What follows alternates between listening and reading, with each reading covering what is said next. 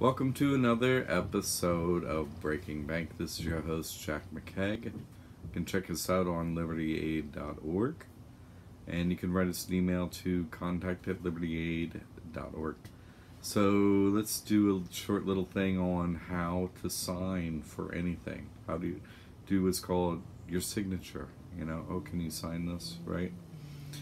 So let's go over that.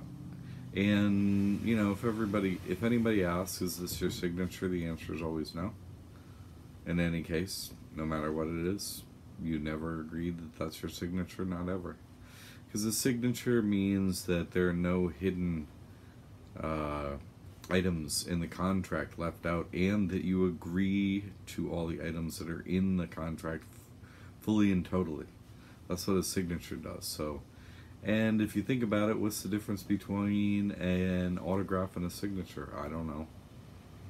You see, so it might have just been an autograph that you did, even if it is an original, and you can just say you're doing an autograph, not a signature. Anyway, just some thoughts on signing, but any signature has to be in original form, and the contract has to be fully valid. In other words, no terms were left out, in which case it's not in your signature. And if there's a controversy, which is the only reason somebody's asking you, is this your signature, then you say no, because some terms in the contract were left out, of course, because they're always liars wherever you're up against, whether it's a bank, the government, whoever.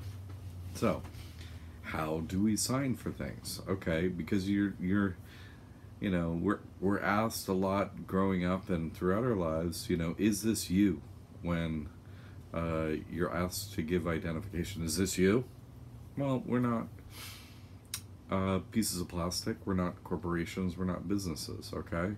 We're not a person, we're not an LLC, we're not a C Corp, we're not a non-profit, we're not a trust, we're not those things, we're people. We operate businesses. People operate businesses, okay? So that's what we do, but we are not businesses, we're not a person. And so that's the way we sign. That's why we specifically sign correctly. We're the agent for an entity, but we're not that entity. And so how do we sign properly? To say that meeting with just our signature. This is how we do it. Oh, it's backwards. Anyway, BY, sorry about that. BY colon, okay? And see, it's a uppercase B and a lowercase y. It can be BY colon capitalized too. Either way, I do it capitalized just so it all fits above the line. I've seen it BY with lower quite often as well. A lot of lawyers do it this way. And so there's a colon, and then you do, what you would think of as your signature, your autograph right here. Okay?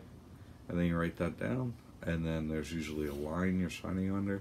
If your name's not there, or your title, if there is a title for the person, there's no title. You just put the name of the person under the signature, right?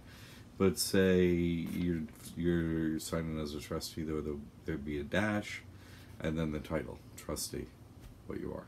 Sorry, it's backwards because it's an Apple camera that's filming me.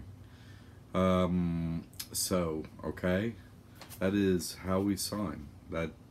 It's very simple, and it's always done the same way in all cases, for all time, always. That's the only way to sign. Lets them know that you're the agent for the entity, but you're not the entity. You're not the business. And it's especially important, of course, in conjunction with a person when you're asked to sign for it. That's important to sign that way. They understand, they see that you're not the person, and you're not the person. That's the way you sign. Okay, very simple. Signs and symbols rule the world. Okay, not rules or laws. That's what Confucius said.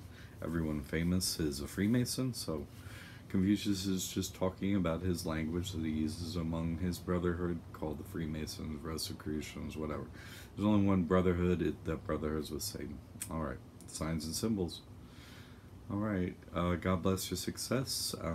Write us at contact@libertyaid.org if you have any thoughts or questions. Okay, thanks for your support, as we support you.